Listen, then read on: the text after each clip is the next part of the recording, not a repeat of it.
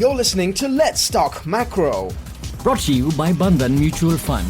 Hello and welcome to this month's edition of Let's Talk Macro, the podcast on macroeconomics by Bandhan Mutual Fund, where we discuss interesting global and domestic macroeconomic topics and events. I'm your co-host Ahalya, and I've got with me Sreejith Balasubramanian, senior economist in the fixed income fund management team, as always. Hi Sreejith, how are you? Hi, I'm good. How are you doing? Doing well. Another month, another rundown. Excited about what's on the table today because it's something we haven't discussed actually for the past couple of months. So I'm sure it's going to be good to dive into. You know, we've spoken about the West Asia conflict, the challenges it poses for India and the world, how central banks have been responding, and our expectations on monetary policy. We've also discussed the AI theme. Another factor which merits attention amidst all the noise, though, is China. So today we're going to talk about the latest economic situation in China and why this matters for the world, including for us back home here in India.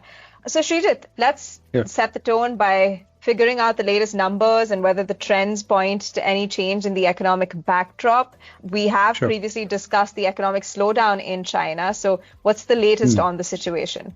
Okay, so sort of a one-word answer on China's current growth situation will be just slow. In a sense that, the recent data has been quite soft. And it sort of points to continued slowdown in China's growth. The June quarter real GDP grew around 4.3% year on year. And that is within the 4.5 to 5% official target. But it is the slowest in more than 3 years. And a host of indicators. So, I can go on and on. So, for instance, growth in fixed asset investment has been deeply negative. And, that's primarily driven by the weak real estate investments happening there. Industry real value addition and freight movement have been quite soft. New home prices are declining again. That continues to happen. And unsold developer inventory and resale listings remain high. PMI data again suggests compression of, manufacturers' profit margins. And even if you see on the consumer side, again, credit growth is moderating, particularly for bank loans to consumers. Retail sales of consumer goods has been weak. In fact, the growth there turned negative a few months back. That continues to remain soft even now. Passenger auto sales growth is again negative. And consumer confidence continues to again remain weak, as even unemployment is quite high. And we know the kind of wealth that people have invested in real estate. It's around 70% of household wealth is in real estate sector. So that continues to remain a major area of issue. So it's a weakness which is quite broad-based, across industrial and consumer sectors. And this is reflecting in inflation also. So headline and core CPI is now below 1%, and this has been falling. Even producer price index was also negative, but there's been a recent rise in energy prices, so that has lifted the PPI a little bit, but it's still quite soft. So fundamentally, if you see property sector and consumer demand continues to be major drags on the Chinese economy, and the data clearly shows this. The silver lining though has been trade, that is exports. Okay, interesting. So if we're going to just pick up from where we left off, which is also to discuss policy response, when we last talked about it, policy response to the issues were not really big bang. Is that still the same, or is there anything new on that front? Yeah, so still no big bang measures to address the weak demand or to clear the unsold property inventory. We had the consumer trade-in scheme, if you remember, that was launched back in 2024 and continued until very recently, which only front-loaded the demand per se, for home appliances, electronics, and so on. But the demand thereafter moderated.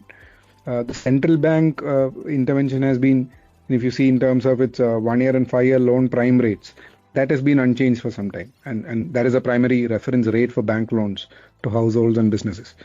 And it has cut the reserve requirement ratio, the RRR, quite a few times. And it has also used lending guidance and liquidity operations a little more. But this does not resolve the underlying problem which fiscal policy has to address. The recent Politburo meeting in July again called for a more proactive fiscal policy, but it in fact dropped last year's mention on special initiatives to boost consumption. Although there have been calls to counter-cyclically boost consumption, the focus now seems to be more on tech and AI investment, and self-sufficiency there, not really on large-scale demand stimulus. So the Chinese government sees this as a period of transition, between the old and new growth drivers. So they understand that there'll be a gap, but I guess the effort and hope is that new tech can create positive effects which will sort of, be well distributed as well. And it's more like short-term pain for long-term gain. But like I said again, in the meantime, exports are continuing to do quite well. Yeah, short-term pain for long-term gain is a good way to put it. Yeah. So consumer and the property sector remain weak, while tech and AI hopefully can just sort of carry everyone forward. Could you talk to us a little bit more about the export scenario now, though, which has been doing well, like you said, unlike other data. So how is that playing out, and what are the implications of positive growth on exports? So the strong export numbers in a way reflect China's underlying problems, which is mainly the high debt and overcapacity in various sectors. And when that sort of combines with the weak consumer demand currently, which is there cyclically, it means it is relying heavily on exporting its surplus to other countries. So goods export growth, I think in the June quarter was up around 20% year on year. And even July was up more than that, around 23-24%. And with AI and renewables doing quite well in exports. Even export of machinery and transport equipment and chemicals and some of those traditional areas have also been doing well. And this has been the case for exports to several countries, except to the US, which has tariffed some of the Chinese goods. So if you see China's exports to Europe, the ASEAN, that is the Association of Southeast Asian Nations, Indonesia, Malaysia, and so on, India, and even South Korea have all been growing quite strongly. And if you see China's overall trade surplus, that crossed 1 trillion in 2025 last year itself. And if you compare it with the trade surplus it had back in 2019, that is pre-pandemic, it's almost 3 times now. So this is one of the reasons this is often called the second China shock, because Chinese goods, cheaper Chinese goods that is, often produced with manufacturing incentives that are given by the government there. This could sort of flood into other countries and reduce prices there, but also make their companies less competitive, right? And even unviable in some cases. And therefore, domestic private investment and growth takes a hit. And in fact, some studies have shown that a rise in export of Chinese goods tariffed by US, is actually going to Europe. So there'll be these first and second round impacts on growth and inflation around the world because of the Chinese export phenomenon. Okay, so oversupply and then weak domestic demand in China are making its way to other countries, which is, a pretty large data point actually, Sreejith. So how does that impact us in India specifically? And also, how has China-India trade evolved in the last few years? And do we also face such implications like the rest of the world? Yeah, so we also face the impact of higher imports from China. Of course, it varies across sectors and goods. India's trade deficit with China has also doubled since the pandemic. With imports really picking up in the 2021-22 period, just after the onset of the pandemic. Our trade deficit with China and Hong Kong, if you see together, was around, I think, $50+ billion in 2019, which is now 120 plus. And this is roughly 1/3 of our total trade deficit. And we also did some recent study on this. So if you look at from 2019 to 2025, in the 6 years, India's exports to China grew at an average annual rate of around 3% or just under 3%.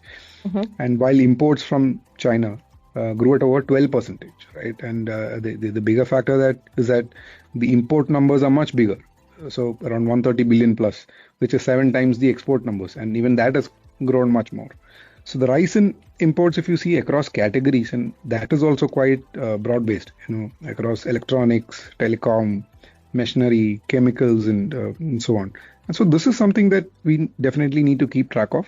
And like I said, just like for the rest of the world, it is disinflationary in a sense, but it reduces our domestic investment, production and growth. So that's something that we need to be wary of. Right. So India's trade deficit with China has also risen across industries with implications for inflation and growth. That was quite the rundown. And with that, it's time for me to summarize the key takeaways. First of all, China's property sector and consumer demand remain major headwinds. Data on credit, investments, retail sales, auto sales, and many more continue to point to a sluggish economy.